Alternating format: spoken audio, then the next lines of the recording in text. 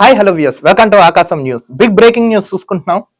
ఇచ్చిన మాట నిలబెట్టుకున్న సీఎం రేవంత్ రెడ్డి వారం రోజుల్లోనే. అసలు ఏంటి ఆయన ఏ మాట ఇచ్చారు, ఏ మాట నిలబెట్టుకున్నారు? ఈ వీడియోని స్కిప్ చేయకుండా చివరి వరకు చూడండి. తాను మాటల సీఎం కాదు, చేతల సీఎం అని నిరూపించుకుంటున్నారు సీఎం రేవంత్ రెడ్డి గారు.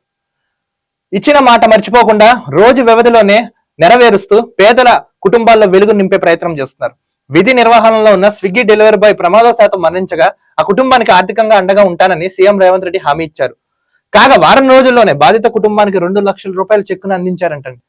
రేవంత్ రెడ్డి గారు మాటల సీఎం కాదు, చేతల సీఎం గా మరి ఇంకోసారి ప్రూవ్ చేసుకున్నారు. ఏంటంటే స్విగ్గీ డెలివరీ బాయ్ ఉన్నారు కదా, ఆయన ప్రమాదవశాత్తు మరణించారు. మనం గత వార్తల్లో చూసుకుందాం. ఆ కుటుంబానికి ఆర్థికంగా ఉంటానని ఆయన ఆ రోజు తెలిపారు. ఎవరు? సీఎం రేవంత్ రెడ్డి గారు.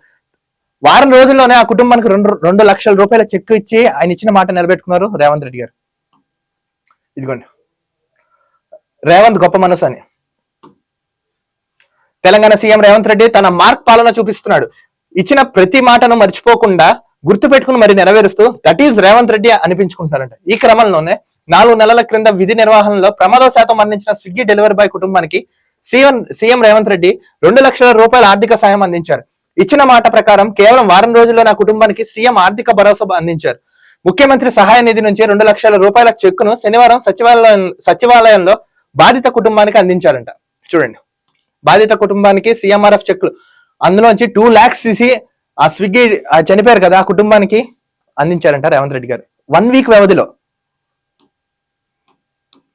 ఈ నెల 23న గిగ్ వర్కర్స్ తో నాంపల్ ఎగ్జిబిషన్ గ్రౌండ్ లో సమావేశం జరిగింది. ఆ సమావేశంలో 4 నెలల క్రితం ఫుడ్ డెలివరీ కోసం వెళ్లి ప్రమాదవశాత్తు మరణించిన స్విగ్గీ బాయ్ అంశాన్ని సీఎం ప్రస్తావించారు. గత ప్రభుత్వం ఆ కుటుంబానికి ఏదైనా సాయం చేస్తుందని తాను ఎదురు చూశానని, కానీ బీఆర్ఎస్ ప్రభుత్వం నుంచి ఎలాంటి స్పందన లేదని రేవంత్ రెడ్డి గుర్తు చేశారు.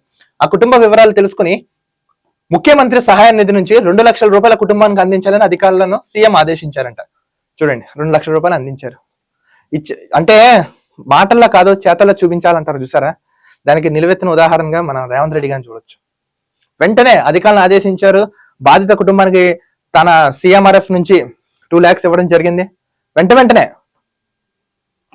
సీఎం రేవంత్ రెడ్డి ఇచ్చిన మాట మేరకు కేవలం వారం రోజుల్లోనే అధికారులు ఆ స్విగ్గీ డెలివరీ బాయ్ కుటుంబ వివరాలు తెలుసుకున్నారు. శనివారం బాధిత స్విగ్గీ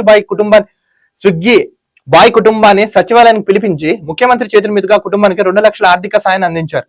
ముఖ్యమంత్రి సాయం చేయడంపై కుటుంబం హర్షం వ్యక్తం చేసింది. అదే అయ్యా సీఎం అంటే గిలా, ప్రజల చేత, ప్రజల ద్వారా, ప్రజల కోసం ఎన్నుకోబడ్డ నాయకుడు. అంటే నాయకుడు అనేవాడు హీఈస్ నాట్ ఏ మేడ్. అంటే నాయకుడు జనాల్లోంచి పుట్టేవాడే నాయకుడు, జనంతో తిరిగినవాడే నాయకుడు, జనాల హృదయాల్లో నిలిచిపోయే నాయకుడు అని గతంలో మనం చదివాం, ఇప్పుడు మనం చూస్తున్నాం.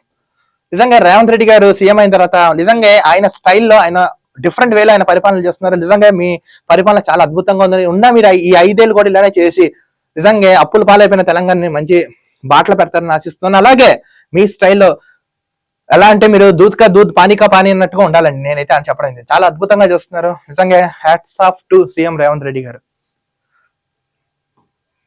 మొత్తానికి ఆ కుటుంబానికి చెక్ ఇచ్చి పిలిపించి మరి సచివాలయానికి పిలిపించి మరి చెక్ ఇచ్చారు. గత ప్రభుత్వంలో ఎవరైనా ఏ నాయకులైనా ఇలా చేశారో చెప్పండి?